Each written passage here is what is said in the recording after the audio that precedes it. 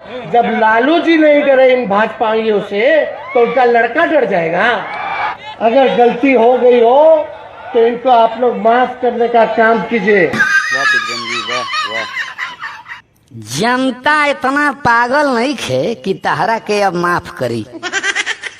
जनता इतना पागल नहीं खे कि तहरा के अब माफ करी। अगला चुनाव में पलटू के साथ तहरों के भी साफ करी। 950 करोड़ के चारा तार पापा खैले, गलती कोनो खास नहीं खे। केहू से डरैले कहाँ, जेल बहुत दिन खटले हैं। केहू से डरैले कहाँ, जेल बहुत दिन खटले हैं। पलटू के पोटिया के तो यही साल पटकले हैं। फुल स्पीड के बोली तार, फुल स्पीड के बोली तार, पब्लिक जल्दी हाफ करी। अगला चुनाव में पलटू के साथ तहरों के भी साफ करी।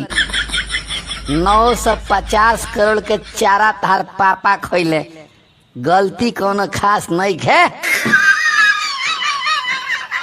जवन बादर बड़ा गरजेला उ कहियो नहीं बरसेला। जवन बादर बड़ा गरजेला उ कहियो नहीं बरसेला। तोरे खानी पपीहा भी सवाती खातिर तरसेला।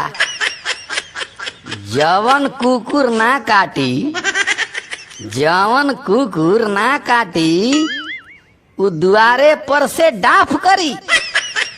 अगला चुनाव में पलटू के साथ तोहरा के भी साफ करी। 950 करोड़ के चारा तार पापा खैले, गलती कोनो खास नहीं खे। लूटल माल पर उड़ तार, जल्दी तू धरैब। लूटल माल पर उड़ तार, जल्दी तू धरैब। जेल के हवा अपना पापा खानी तू जाके खैब।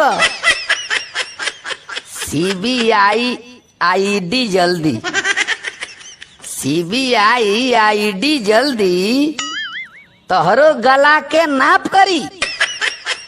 अगला चुनाव में पलटू के साथ तोहरों के भी साफ करी। 950 करोड़ के चारा तार पापा खैले, गलती कोनो खास नहीं है। बात बात में धमकी देलो कि तनिको नाही डरालो।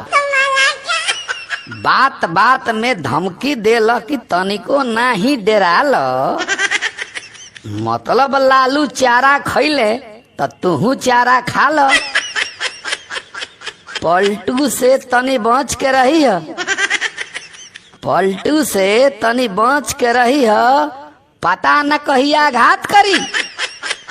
अगला चुनाव में पलटू के साथ तोहरों के भी साफ करी।